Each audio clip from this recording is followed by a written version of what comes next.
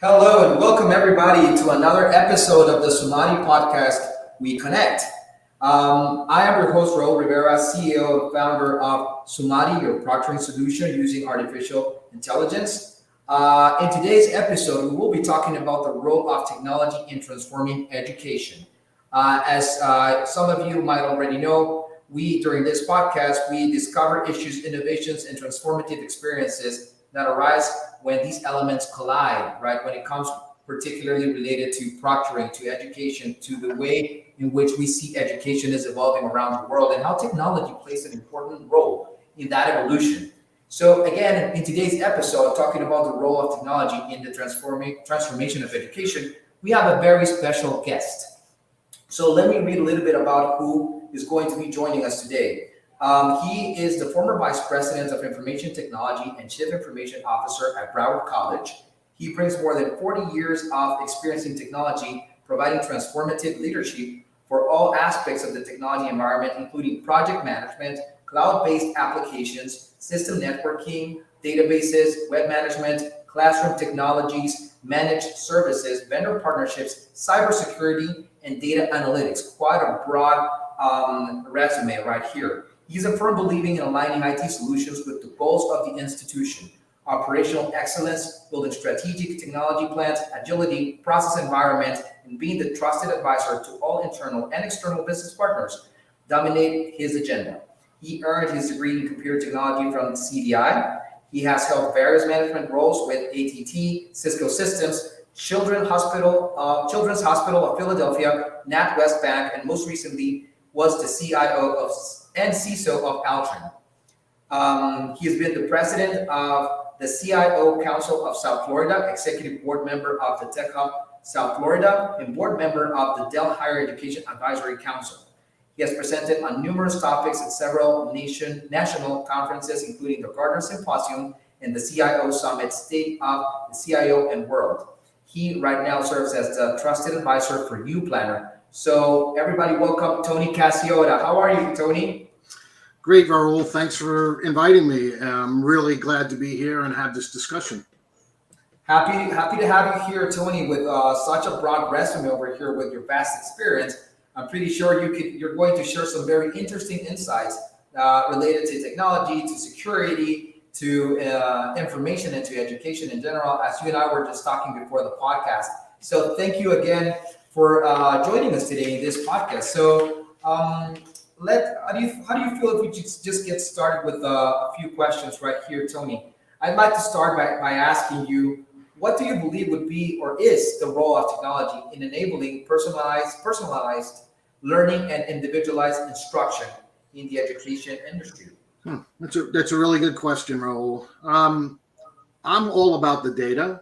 I think institutions have to start using the data that they have. There's so many institutions that have all these multiple systems for things like retention, recruitment, their ERP systems, their student information systems, and each one of these, and their LMS system especially, they hold keys to what is needed to start to build personalized learning and individual instruction. Because historically, it's really what the professor thinks it should be, but starting to use all this data and understanding patterns and understanding how students, what their weaknesses are, what their strengths are, you can start building curriculum around that.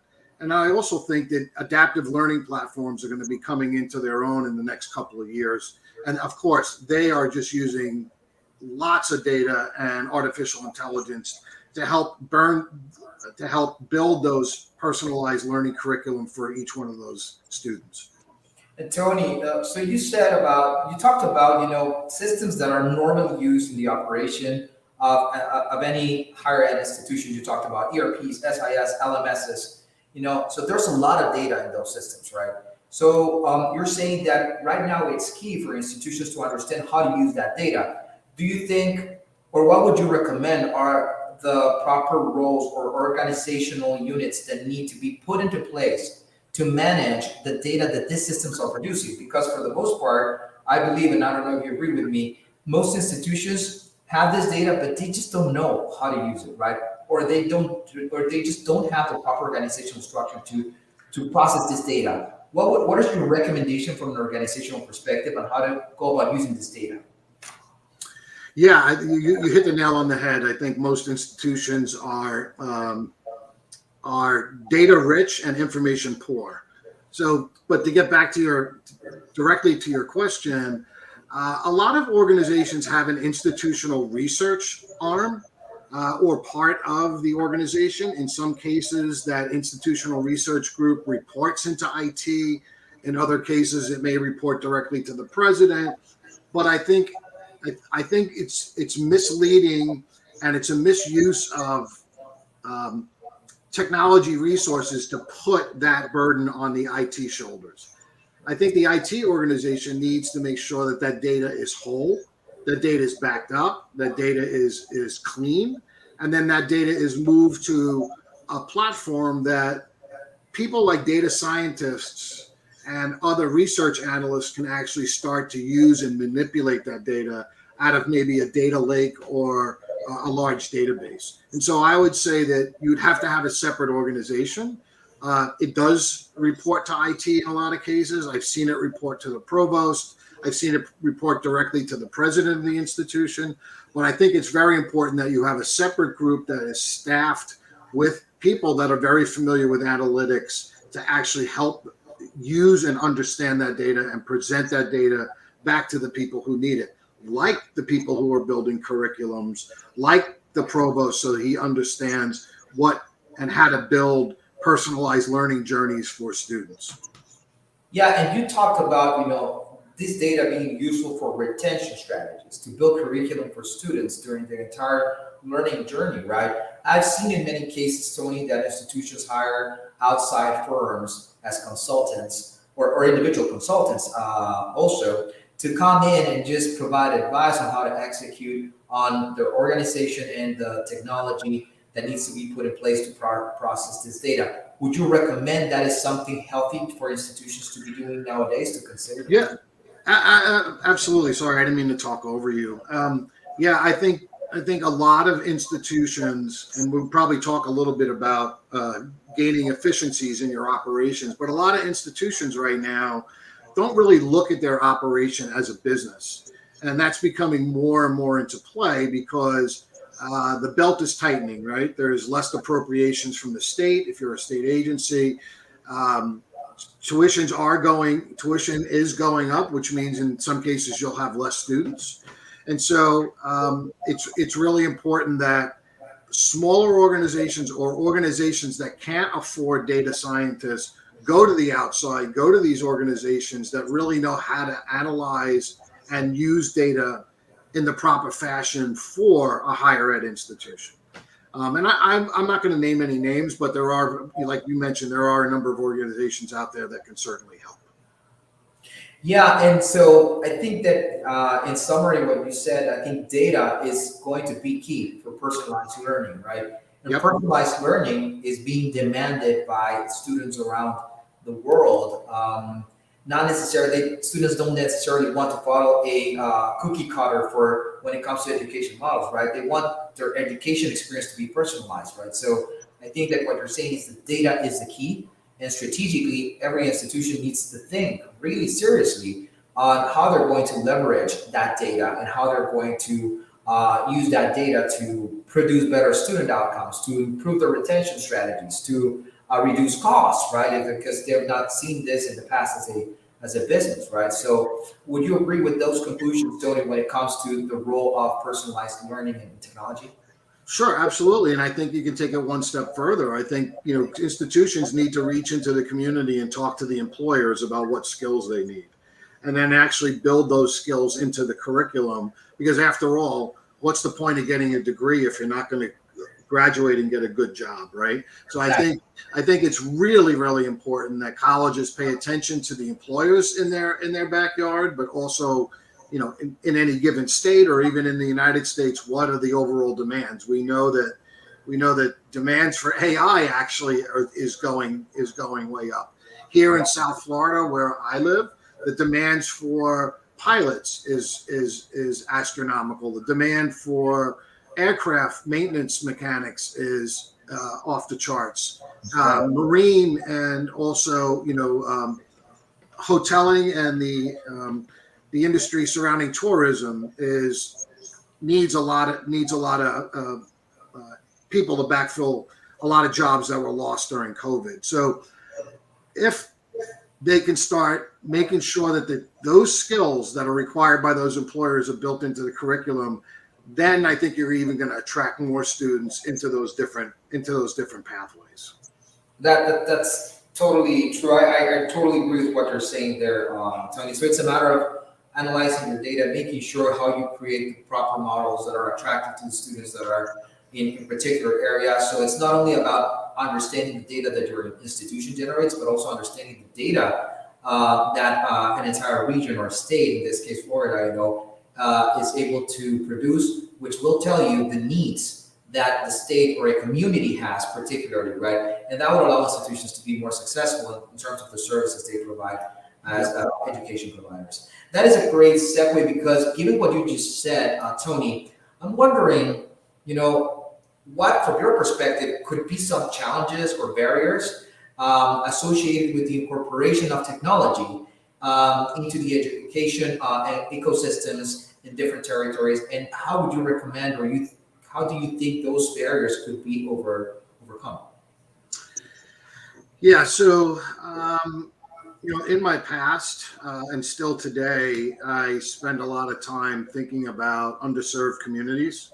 And I think the digital divide is something that really needs a lot of attention, and it needs a plan to help those underserved communities take advantage of technology so that they can participate in higher education, for an example, where historically they may have not done that in the past just because they were afraid to come to a campus, or they didn't think they had the resources, whether it's the mental capacities or the financial capacities to come to school. The digital divide, if you start to get technologies into students' hands, it's really going to help them, because we all know that so much of higher education is now starting to go into the synchronous world.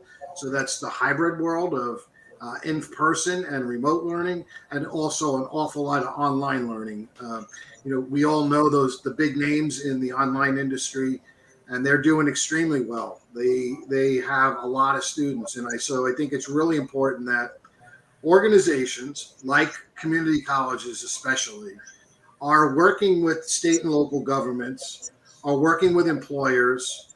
They are talking to internet providers and donors about matching up, getting the right equipment, the right access into students' hands, future students' hands.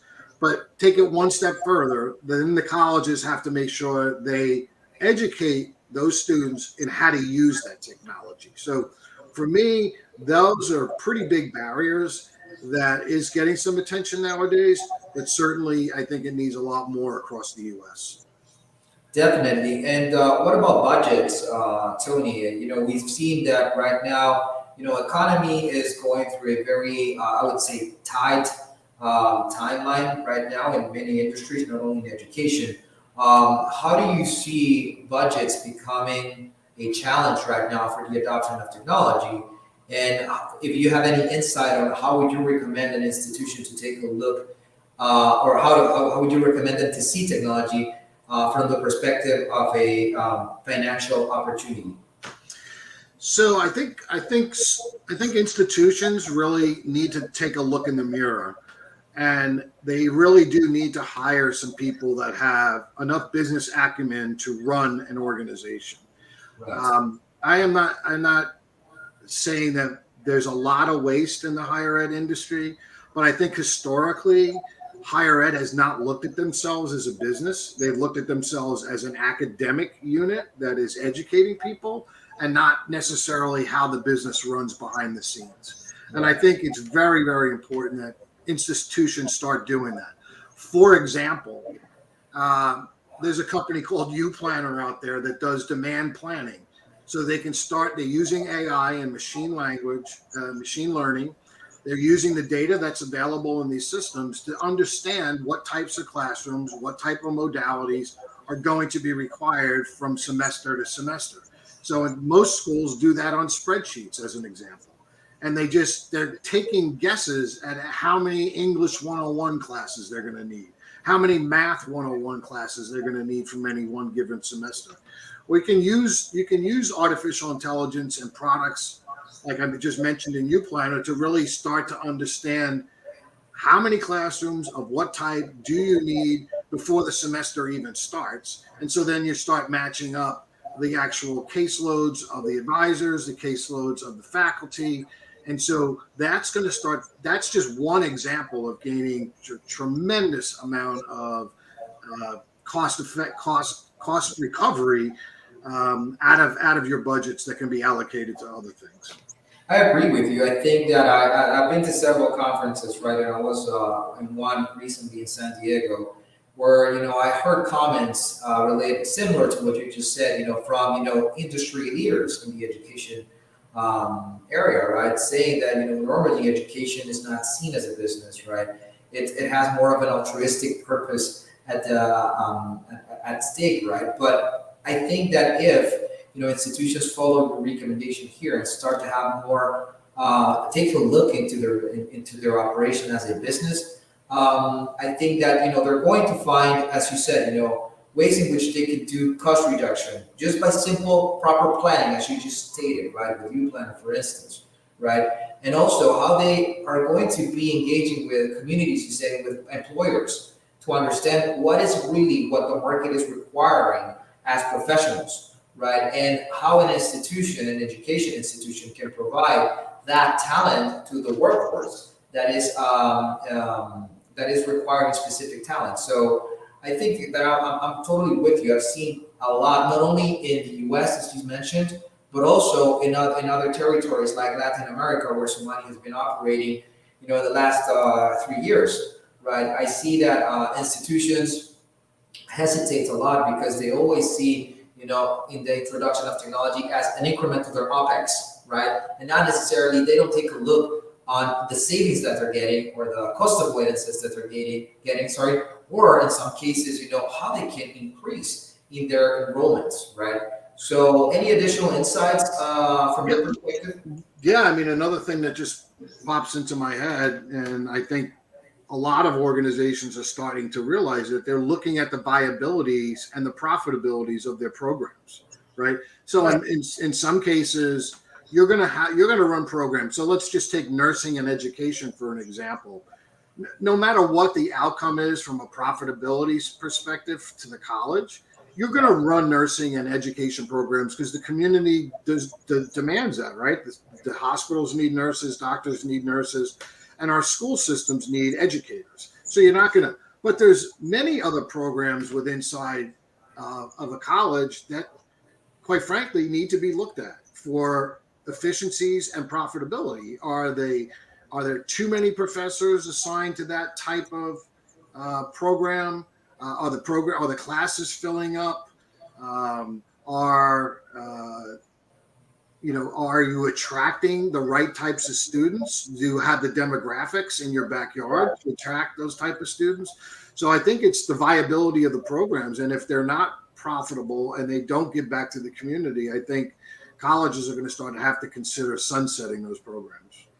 I agree. I think that is one of the key challenges. And I want to tie this to the previous, the first question and your answer there. I think my perspective is that based on what you just said, institutions should have the proper processes to do proper data analysis, can be able to answer those questions that you just brought up there, Tony, in terms of profitability for some programs and proper amount of faculty members for a program, or do you have the proper demographics in terms of students for a specific program? I think it's really tied up. Technology can help, solve those barriers, right? And it has to be also seen from that financial perspective, right? Because you invest, but also you get all this value, not necessarily as cost savings or increase in revenue, but opportunity to create different strategies that will get you to an increase in revenue and potentially also, cost reductions. So just shifting a little bit, Tony, there's a very particular type of technology that everybody's talking about today, which is artificial intelligence, right? And the role it will play in shaping education today and in the future to come, right? So, what are your thoughts in terms of the role that AI plays, whether it is traditional AI or the new generative AI models that ChatGPT has been, showing us since they appeared? Yeah, okay. We could probably talk for the next hour on this, right? I think there's really kind of two sides to the coin. One is using AI for more efficient operations of the college, and I just mentioned, some organizations and some products that are hitting the market now that will allow you to do that in terms of demand planning and scheduling optimization. We talked a little bit in the past, Raul, about AI being embedded in cybersecurity and how organizations protect their data through a behavioral analysis using AI and ML. So I certainly think that's a big part of what organizations really need to start to think about using. And then you can just also take that and put it specifically in the IT world, right? Generative AI can actually start writing code. So you're going to need will you need as many programmers as you have on your staff as right now?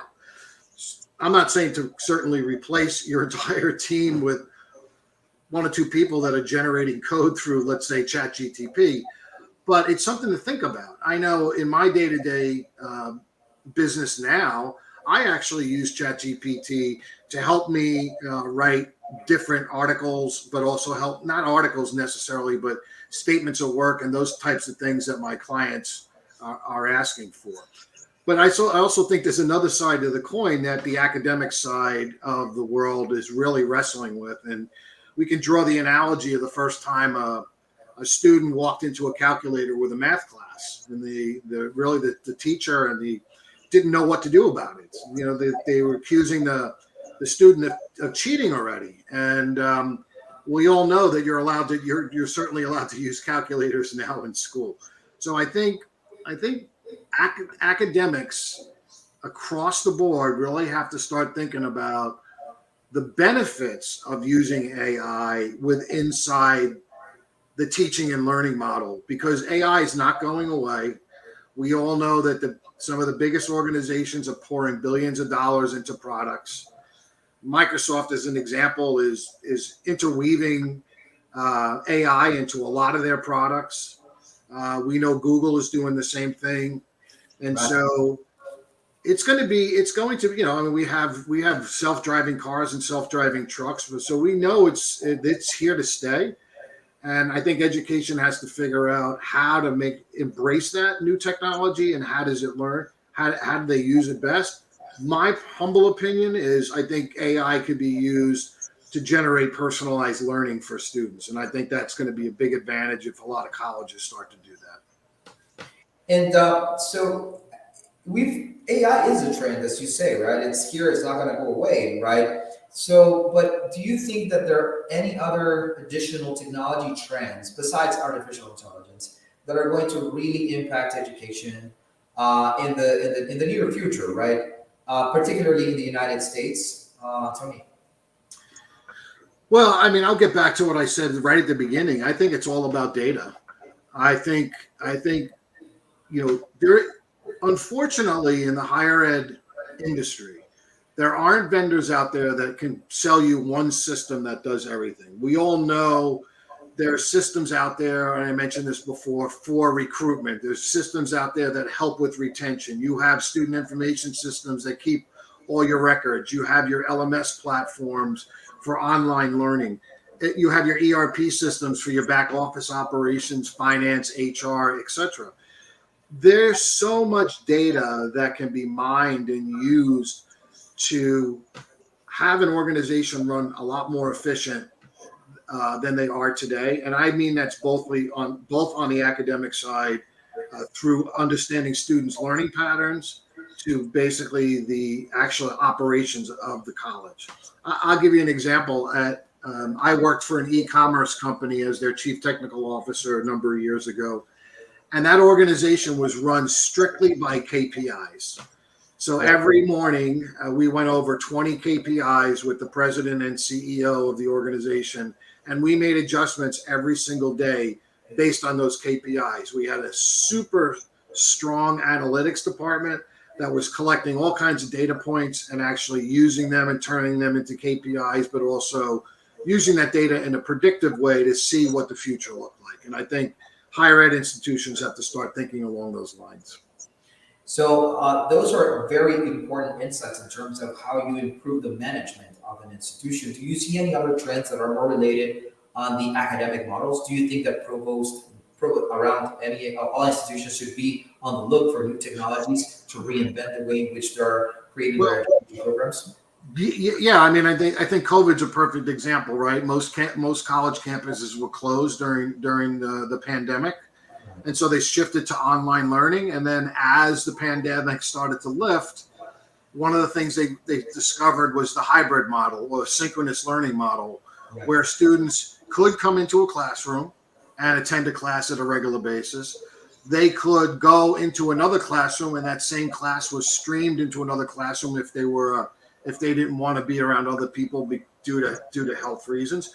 But they also could stay home and actually view that class online right through their computer at home, or they can listen to a recording of it at their most convenient time. And so the hybrid model is giving the academic model a lot more options than they had in the past, because in the past we had really two options.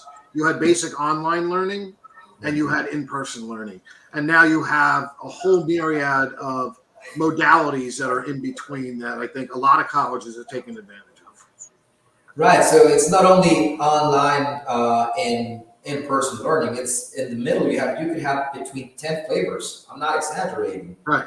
That institutions need to take into account. You just made me think about something, Tony. Back in at the beginning of the 1900s, where technology was not really needed or required in the education process, right? In general, it was only in the last 20 to 30 years that technology started to provide some value on a management level or even at the instructional level.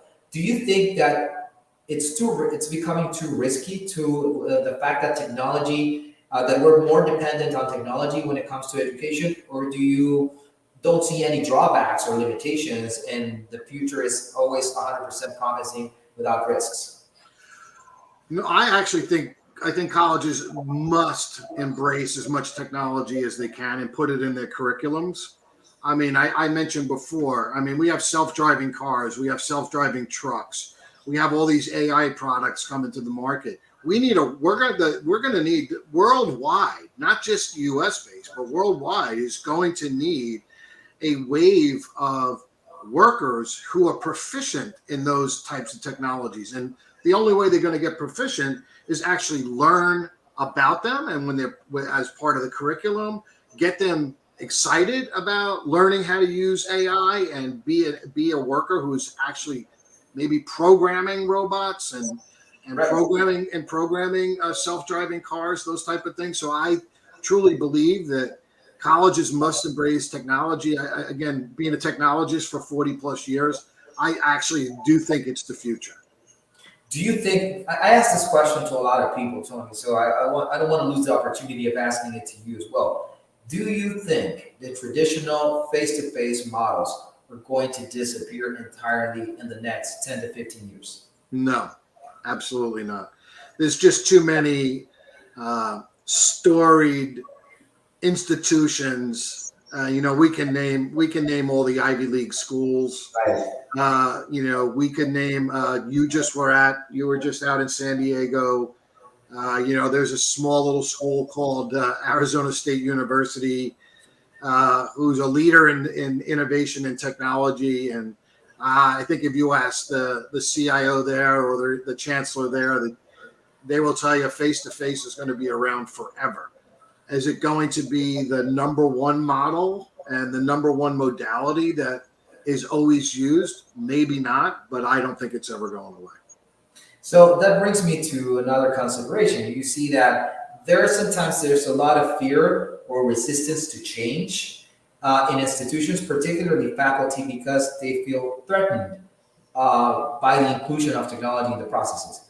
Uh, what would you say those faculty members who just don't understand, what they don't know when it comes to the inclusion of technology? Any comments or Yeah, recommendations?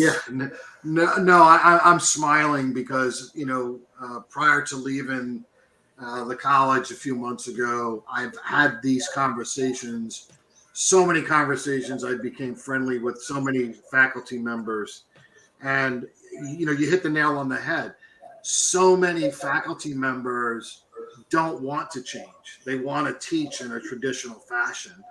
But I think the majority of them are quickly realizing that they need to adopt and integrate technology um, in their classroom, and they also need to adopt and learn how to be effective educators when you talk about the hybrid model, because it's different teaching hybrid when you have students that are not all in the classroom. Some are online, some may be in an adjacent room because we were doing social distancing at the time, or you're streaming classes across multiple campuses, right? So you'll have one instructor streaming to 3 or 4 classrooms across different buildings. And so the way they instruct has to adapt to those modalities because they're becoming more commonplace than just the standard face-to-face, and it's all based on technology. So, and I think most of them realize that they're just not going down without a fight. I agree 100% with you, Tony. And it makes me think, that there are already successful cases of institutions who have adopted technology and they have seen considerable improvements, whether it is in revenue, enrollment, or just simply, a better contribution to the community. Given your experience, Tony, I don't know if you could mention some examples that you have been very close to about examples of institutions or cases in which you helped with the implementation or adoption of a particular technology, and what was the outcome that you could see as a benefit of the involvement of that technology. So yeah, I think I am very proud of at my last school. We built over 300 hybrid classrooms, and we Wow. built them from scratch. I collected some of the best folks within my IT department, specifically the classroom technology folks and our audio visual folks. And we sat down and we had numerous design sessions about what should a hybrid synchronous classroom look like. And we purposely went out of our way not to look at any other models. And so we decided to try and build one on our own. We came up with a prototype. I shared that prototype with a small little company called Gartner, Right. who looked over our proposed design and thought it was great. They said they hadn't seen some things like that before. I ran it by some of my peers in the state of Florida, um, and they were very excited about it. As a matter of fact, they asked us for the plans, and we wound up implementing 10 classrooms and we did it lightning fast right during COVID to get prepared to start to do hybrid learning. We had multiple cameras in the room. We had multiple microphones. The audio is very, very important, as you well know. If you can't hear on the other end or it's coming through garbled, then it's not going to benefit the students at all. So everything had to be top notch. It had to be high definition streaming, uh, very, very good audio quality. And we had to make sure, like I said, that everybody could interact. So we actually had not only multiple fixed cameras, the cameras that I could pan, tilt, and zoom type cameras that can be controlled or follow the instructor around the room, but we also had handheld cameras. So if they wanted to walk up and look at just an art class and they wanted to look at a sculpture that a student was doing, they could actually bring the camera over and stream that live video of that sculpture out. Or in a health sciences class where they could look over, one of the virtual tables where they're looking at different parts of the human body and actually stream that out to other parts of the organization, whether, like I said, whether it's in other classrooms. So I'm really proud of that, my team building those and then implementing those, and then we eventually wound up putting up over 300 classrooms in less than 2 years. Wow, that is an incredible scale that you guys were able to reach in that amount of time. And you just make me think, Tony. I think that you invite me to believe in something that I have always, think it's true, which is technology enhances the capability of a faculty member or a teacher to teach. It also enhances the student experience, learning experience, right? And that I think is the way in which we should all see technology and how it touches education, right? I think that is very important, and there are many ways in which you can implement technology to allow for those enhanced experiences, right? For students or for the instructor, him or herself, right? I think it's important to notice that, and I'd like to connect it because you were as you were describing, the cameras following the instructors. That is a whole new experience, right? And if in an institution the users are willing to see the positive aspects of how they can evolve, I think that the benefits to the student are just going to be numerous, right? And more incremental than what they have with traditional models. But one thing as a last question that I'd like to ask you, we've been talking about many things, data, artificial intelligence, impact on the operation and management of an institution, right? I think we can, encircle everything into something that I've been hearing a lot in the last 2 to 3 years, which is digital transformation. Everybody talks about digital transformation, and I've seen some institutions who could actually execute on digital transformation strategies, and others who just don't know really what digital transformation is, right? From your perspective, Tony, what do you think would be good ways in which you can measure the success of a digital transformation strategy put into place in an institution? So I did make a couple of notes here because I think this is a really important question. And for me, I am not an academic person. Obviously, I'm an IT and operations person. But being involved in higher ed the last 9 years, I think probably the number one measure of success is learning outcomes. Because I think the better the learning outcomes, the better retention you're going to have and the higher graduation rates you're going to have. Right. So I think it's really important that institutions focused on learning outcomes as a result of these technology implementations. Secondly, cost efficiency. We talked about it a couple of times. I think colleges and institutions, four-year universities, really need to take a look at how they're operating. Of course, everybody still has to pay the electric bill, and in Florida, obviously, you have to pay the air conditioning bill. But there is a lot of ways to drive cost out of higher ed because we've been doing things the same way for the last 25 years. And there's a lot more tools now that can be used to be efficient. So, for example, we implemented a new ERP system and we completely eliminated paper when it came to benefits. So every year there was tons and tons of paper and people filling out forms to renew their benefits. They just do it online now, and a few clicks later, we're all set and no one's touched any paper and it's all been transferred electronically. So there's just another example of efficiencies using technology. I think organizations have to take student, staff, and faculty feedback and put that back into their plans and put it and see how and I mean from a technology perspective, ask the students what types of technology they think benefit them while they were going to school or during the time they're going to school. I think that's really, really important. And then one of the last things for me, I mentioned this earlier, is career outcomes. I mean, are we teaching our students nowadays the right skills to get good paying jobs?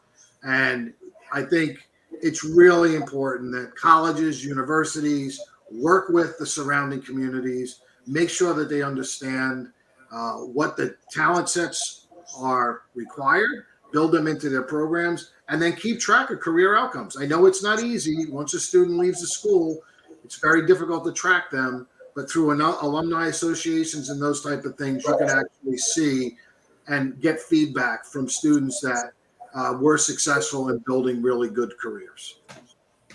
I 100% agree with you. I mean, just as an example, I love to talk about my alma mater here in Honduras, right? Where I when we created Somali, back before that, sorry, there was a strong engagement between a university here locally that was bringing in a lot of talent into the workspace, right? And that institution, because of the positioning of Laureate in the city, was able to measure the success of their students in the professional world, right?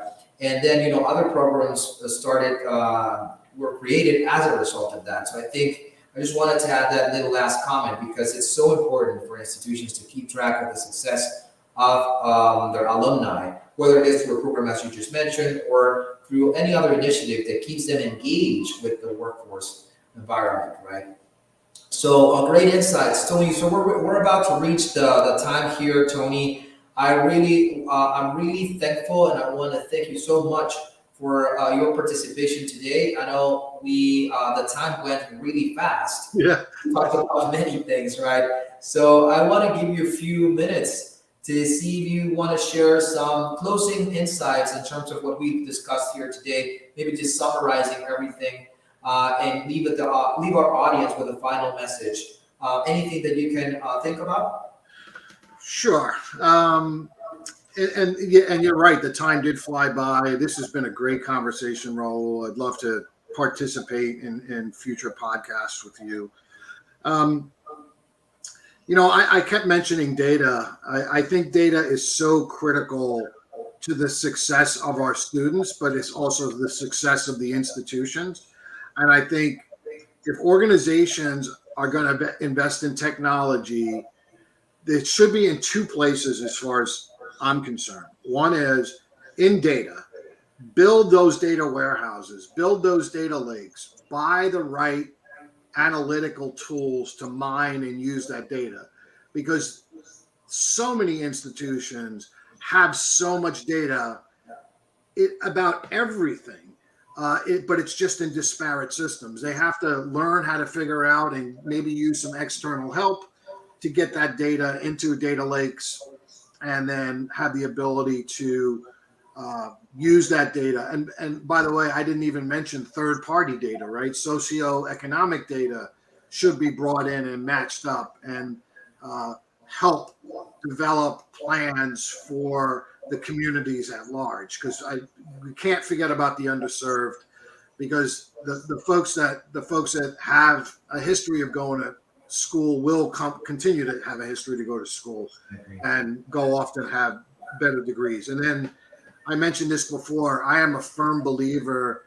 in finding jobs for students. And I think colleges and universities can do a much better job of building those skill sets that employers want, and then also start to use technologies like blockchain to start to match up employer needs to the backgrounds of these students, whether it's in their transcripts, whether it's in their micro credentials, and then lastly, the LMS learning systems are critical to the future of the organization, and I think critical to the future of higher ed, because they house so much critical data that can be used to improve student outcomes. And I just don't think that many organizations are actually using that. So to me, LMSs, data lakes, data warehousing, and that connection to the careers that are in the community or within the geographic area of those schools is really important for the future of not only the local communities, but the future of the schools themselves.